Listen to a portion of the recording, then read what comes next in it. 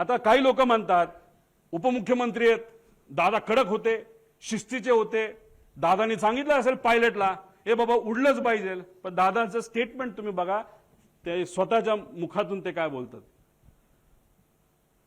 मला ते तिकडनं जाणं गरजेचं होतं, कारण वैमानिकाचा दिवस आला की उशीर झाला तर मला निघून जावं लागलं, कारण ते अलीकडचं तासाचं केलं. म्हणजे दादा कधी पण विमान उडवत असताना कॅप्टनला विचारायचं, बाबा काय वाटतं, जायचं का नाही जायचं, उडायचं का नाही उडायचं, काय अडचण आहे, तुम्हाला जे वाटतं ते करा. एका ठिकाणी त्यांना यायचं होतं, मुंबईकडनं ते उडले पण होते, माझा अंदाज आहे 2-2.5 वर्षापूर्वीची गोष्ट असेल, हेलिकॉप्टरले होतं, लोणावळ्याला धुक्क वाढलं होतं. दादांना त्या कॅप्टननी सांगितलं थोडंसं दुःख जास्त आहे, रिस्क आहे, पण आपल्याकडे डबल इंजिन हेलिकॉप्टर आहे, अजिबात दादा काळजी करू नका. दादा म्हणले काय नाही, मुंबईला परत दे. दादा परत मुंबईला गेले आणि गाडीली पुण्याकडे त्या ठिकाणी आले. हे दादांची वस्तुस्थिती होती. दादांचं एक मत होतं, जो एक्सपर्ट आहे, जो त्यातला एक्सपर्ट आहे त्याचा ऐका, अभ्यास करा, रिस्क उगाचच त्याच्यामध्ये त्या ठिकाणी घ्यायची नाही, अशी दादाची भूमिका होती.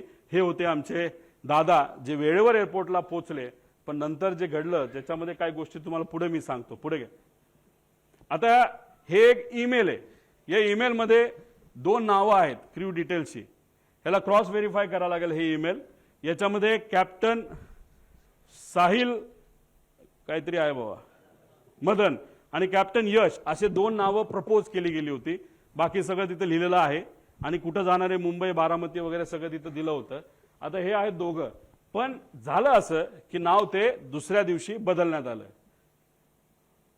हे आहेत मदन. मग त्यांच्या मिसेसली एक मेसेज ते सोशल मीडियावर टाकलं होतं की मदनचं नाव जेव्हा सुरू झालं होतं तेव्हा त्यांच्या मदनच्या नावाने तिथं सुरू झालं होतं की वाईट वाटतं, दुर्दैवी त्यांची मृत्यू झाला. मग त्यांच्या मिसेसली ते तिथं टाकलेलं आहे.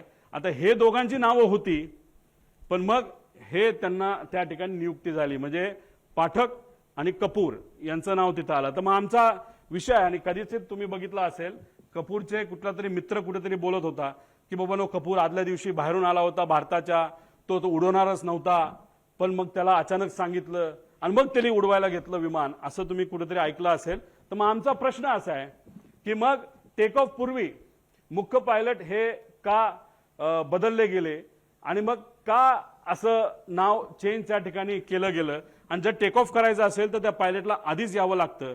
आणि तिथं असं सांगितलं होतं की हे 2 पायलट हे ट्रॅफिकमध्ये 6:30 वाजता सकाळी अडकलेत आणि ते येऊ शकत नाहीत, म्हणून दुसरे पायलट आम्हाला द्यावं लागलं, अशी कुठेतरी एक स्टेटमेंट आम्ही सोशल मीडियावर आणि काही मीडियाच्या माध्यमातून तिथं ऐकली होती आणि काही अधिकाऱ्यांनी सुद्धा त्या ठिकाणी सांगितलं होतं. पुढे घ्या.